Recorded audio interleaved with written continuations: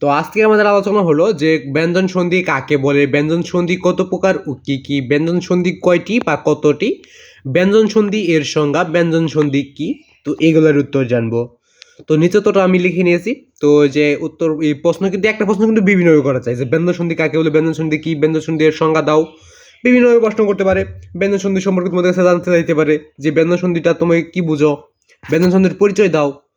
এরকম যদি কোনো প্রশ্ন করে উত্তরটা লিখে ফেলতে পারবে। এবং ব্যঞ্জন সন্ধি কত প্রকার এগুলো যদি প্রশ্ন করে তাহলে উত্তরটা লিখে ফেলতে পারবে। তো ব্যঞ্জন সন্ধি কত প্রকার ও কি কি এটা আজকে বলে দিব না, এটা যদি লাগে তাহলে তুমি যদি চাও তাহলে লিঙ্ক দিয়ে দিব, কারণ ওইটা অন্য একটা ভিডিওতে করা হয়েছে বা করা হবে। তো আজকে শুধু ব্যঞ্জন সন্ধি কাকে বলে, ব্যঞ্জন সন্ধি এর সংজ্ঞা, ব্যঞ্জন সন্ধি কি, তো উত্তরটা নিচে রয়েছে। তো দেখার আগে তোমরা চ্যানেল নতুন হয়ে থাকলে চ্যানেলটা সাবস্ক্রাইব করবে, আর বেল নিউজ কল স্মরণ করবে, ভিডিও দেখে লাইক করবে। যদি আরো কোনো ক্লাসের প্রশ্নের উত্তর লাগে তো অবশ্যই কমেন্ট বক্সে বলে দিবে। তো আজকে শুধু ব্যঞ্জন সন্ধি কতটি না, তো ব্যঞ্জন সন্ধি কাকে বলে, ব্যঞ্জন সন্ধি কি, ব্যঞ্জন সন্ধি কাকে বলে। তো নিচে তো রয়েছে, তোটা দেখার আগে তোমরা চ্যানেল নতুন হয়ে থাকলে চ্যানেলটা সাবস্ক্রাইব করবে। আমরা যেভাবে শিখছি, আমাদের ক্লাসে যেভাবে শেখানো হয়েছে, সঠিক উত্তরটা ওইভাবে তোমাদেরকে দেওয়ার চেষ্টা করব।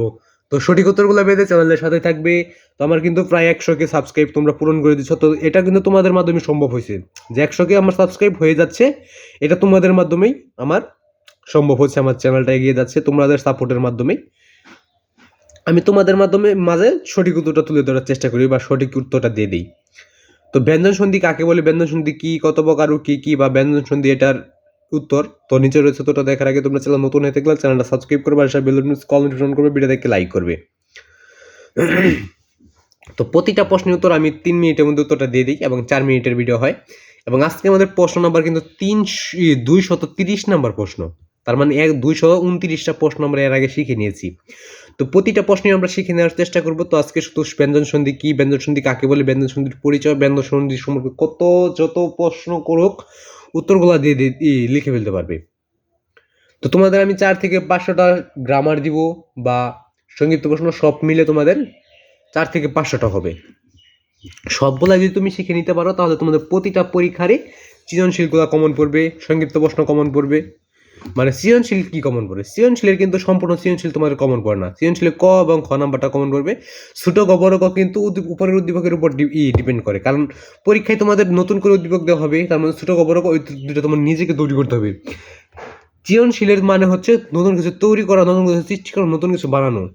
সৃজনশীল মানে এটাই বোঝায়। তো আশা করি বুঝতে পারছো। তো ব্যঞ্জন সন্ধি কাকে বলে, ব্যঞ্জন সন্ধি কি, ব্যঞ্জন সন্ধি কাকে বলা হয়, ব্যঞ্জন সন্ধির পরিচয়, ব্যঞ্জন সন্ধিটা কি সেটা দেখে নেওয়া যাক। এক্স্যাক্টলি উত্তরটা ওই যে আমরা দেখতে পাচ্ছি। তো যেসব ধ্বনি উচ্চারণের সময় বায়ু মুখের বাইরে বের হওয়ার আগে বাক প্রত্যঙ্গের বিভিন্ন জায়গায় বাধা পায় তাকে ব্যঞ্জন ধ্বনি বলে। তো ব্যঞ্জন ধ্বনি কি, ব্যঞ্জন ধ্বনি কাকে বলে, ব্যঞ্জন ধ্বনির পরিচয়, ব্যঞ্জন ধ্বনি এটার সংজ্ঞা। তো দেখো উত্তরটা, যেসব ধ্বনি উচ্চারণের সময় বায়ু মুখের বাইরে বের হওয়ার আগে বাক পতঙ্গের বিভিন্ন জায়গায় বাধা পায় তাকে ব্যঞ্জন ধ্বনি বলে।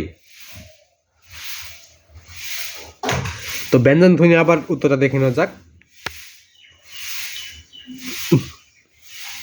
তো উত্তর, যেসব ধ্বনি উচ্চারণের সময় বায়ু মুখের বাইরে বের হওয়ার আগে বাক পতঙ্গের বিভিন্ন জায়গায় বাধা পায় তাকে ব্যঞ্জন সন্ধি বলে। তো এটাই ছিল ব্যঞ্জন সন্ধি কি, ব্যঞ্জন সন্ধি কাকে বলে, ব্যঞ্জন সন্ধির পরিচয়, ব্যঞ্জন সন্ধি কাকে বলা হয়, ব্যঞ্জন সন্ধির একটা উত্তর, ব্যঞ্জন সন্ধিটা কি ওইটার উত্তর।